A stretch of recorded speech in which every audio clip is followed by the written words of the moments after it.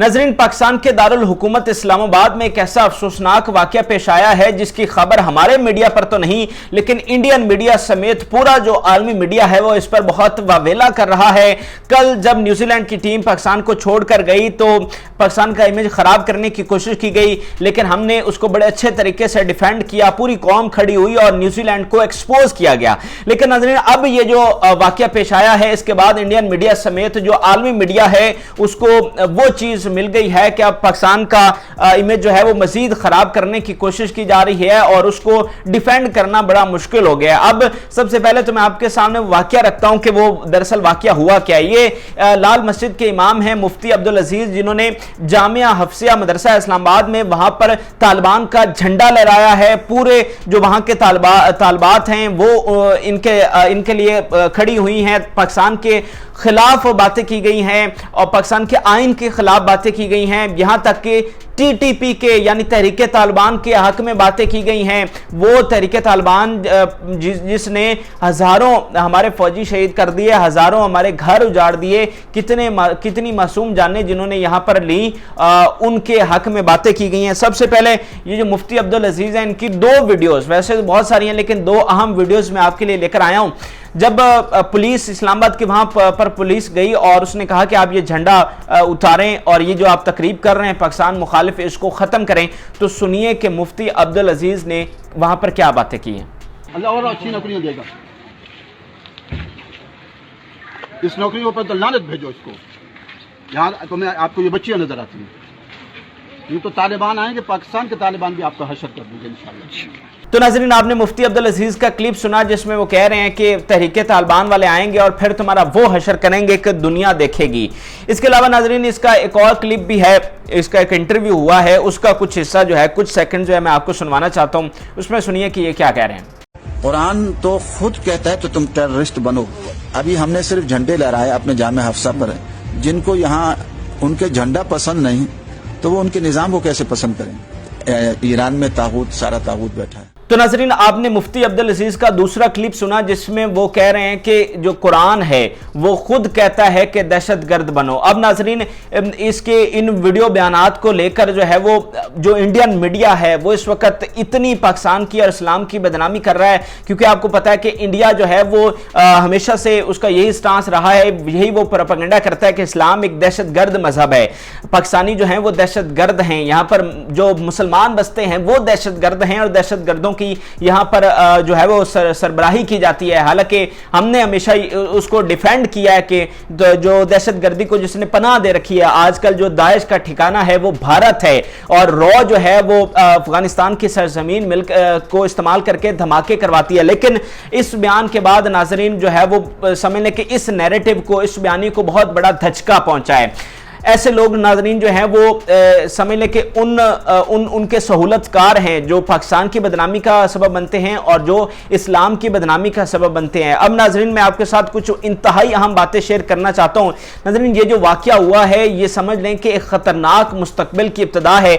अगर इसको आज हमारी रियासत, आज अगर हमारी हुकूमत इसको जवाब नहीं देती तो ये ऐसी इंतहा पसंदी की जड़ें फैलाएगा कि जिसका खमियाजा हमें आने वाले चंद सालों में भुगतना पड़ेगा। और जैसा माजी में हमारी रियासत ने गलतियां की और यहां पर इंतहा पसंदी की बुनियाद रखी गई जिसके नतायज हम आज तक भुगत रहे हैं, जिसको हमने बड़ी मुश्किलात के साथ, बड़ी कुर्बानी के साथ जिस पर हमने काबू पाया, आज मुफ्ती अब्दुल अजीज जैसे लोग उसी की जड़ें दोबारा से यहां पर लगाने की कोशिश कर रहे हैं। और मुफ्ती अब्दुल अजीज के बारे में आपको बता दूं कि ये वही मुफ्ती अब्दुल अजीज है जो लाल मस्जिद वाक़ये में बुर्का पहनकर छुपकर वहां से निकल रहा था और इसको पकड़ा गया और आज ये जो है इस्लामाबाद की पुलिस पर जो है उसको कह रहा है कि टीटीपी वाले आकर तुम्हारा असर करेंगे। यानी ये टीटीपी जिसने एपीएस में हमारे कितने मासूम बच्चों की जिंदगियां ले ली, ये उनका सहूलतकार बन के उनकी हिमायत कर रहा है। वो जो जिनके हाथ जो हैं वो हजारों हमारे पाकिस्तानियों के खून से रंगे हुए हैं, उनकी हिमायत में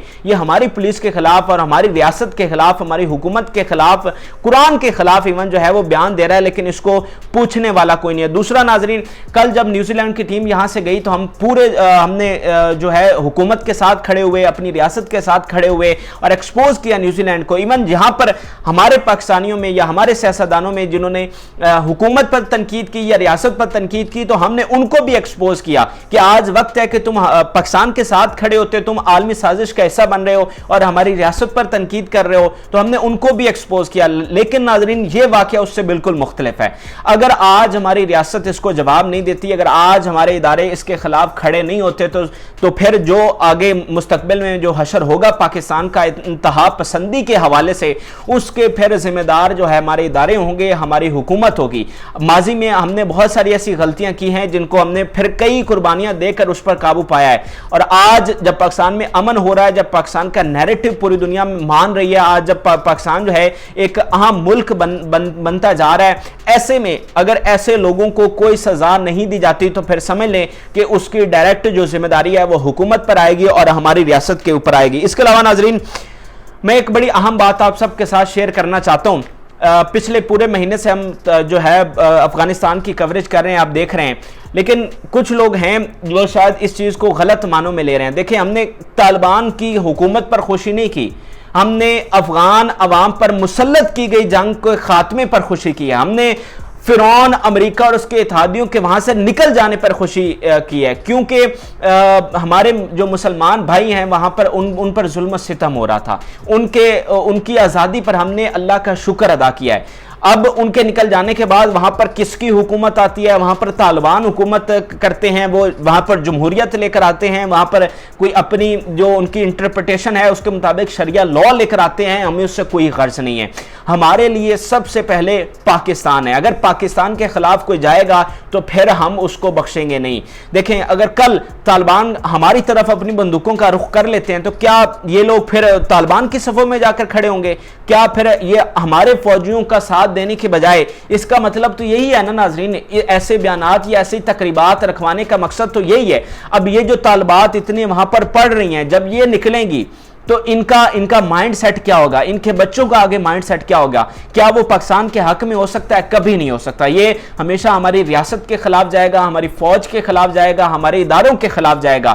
تو اگر آج ان کو جواب نہیں دیا جاتا تو یہ بات بہت دور تک جائے گی. کل اگر طالبان ہمارے خلاف کھڑے ہو جاتے ہیں, ہمیں تو اس بات کی گارنٹی نہیں ہے کہ وہ ہمیشہ ہمارے ساتھ ہی رہیں گے.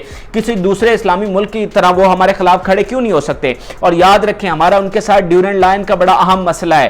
یہ آپ بات جو ہے اس کو بھولے نہیں. ممکن ہے کل کو وہ ڈیورنڈ لائن پہ ہمارے ساتھ ایشو کر سکتے ہیں, ہمارا ان کے ساتھ کانفلکٹ ہو سکتا ہے. تو کیا پھر یہ لوگ جو ہیں ان کے ساتھ جا کر کھڑے ہوں گے؟ تو ضرورت ہے ناظرین کہ آج ان سب کو جواب دیا جائے. آج ان سب لوگوں کو یہ بتا دیا جائے کہ سب سے پہلے پاکستان ہے. ہمارا آئین, ہماری ریاست, اس کے لیے ہم نے بہت قربانیاں دی ہیں, لاکھوں مسلمانوں نے قربانیاں دی ہیں. اور اگر اس کے خلاف تم کوئی بات کرتے ہو, اگر ہماری ریاست, ہمارے پاکستان پر تم سوال اٹھاتے ہو اور ٹی ٹی پی کے ساتھ جا کر ان کے حق میں ان کے سہولت کار بنتے ہو, تو پھر ان کو عبرت کا نشان بنانا چاہیے. اور اگر ان کو عبرت کا نشانہ نہیں بنایا جاتا تو سمجھ لیں کہ وہ جو لاکھوں قربانیاں ہم نے دی ہیں, ان سب شہیدوں کی, ان سب شہداء کی یہ جو ہے توہین ہوگی. اب افسوسناک امر ناظرین یہ بھی ہے کہ ہمارا میڈیا اس حوالے سے خاموش ہے. ہمارا میڈیا پر یہ خبر بالکل غائب ہے.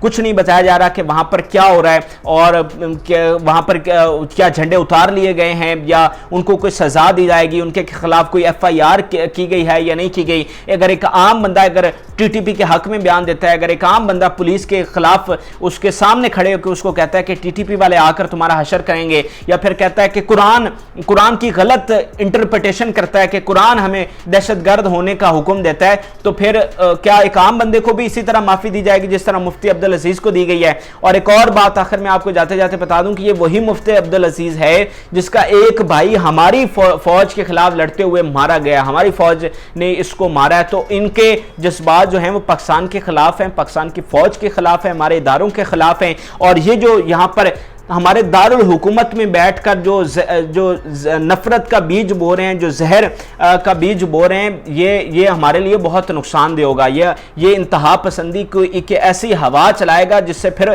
کوئی نہیں بچ سکے گا. تو آج میرا مطالبہ ہے ہم اپنے اداروں سے, اپنی فوج سے اور ہماری حکومت سے کہ اس کو پکڑنا چاہیے اور اس کو جو ہے سزا دینی چاہیے. جو اس نے باتیں کی ہیں, اگر آج آپ اس کو سزا نہیں دیتے تو پھر بات بہت دور تک جائے گی. اس حوالے سے مزید کوئی اپڈیٹ آتی ہے آپ کے ساتھ شیئر کرتا ہوں. اس حوالے سے آپ کی کیا رائے ہے, کیونکہ آپ میں سے بہت سارے لوگوں کے لیے خبر آپ پہلی دفعہ سن رہے ہوں گے کیونکہ ہمارا میڈیا اس حوالے سے بات نہیں کر رہا. تو جو میں نے آپ کو فیکٹس بتائے ہیں, آپ اس کو کس طرح سے دیکھتے ہیں, کیا اس کو سزا ملنی چاہیے, اور جو انتہا پسندی کی یہ جو بیج بو رہے ہیں اس کا کیا سد باب ہمیں کرنا چاہیے, میرے ساتھ کمنٹ سیکشن میں ضرور شیئر کریں. اجازت دیجیے, اللہ حافظ.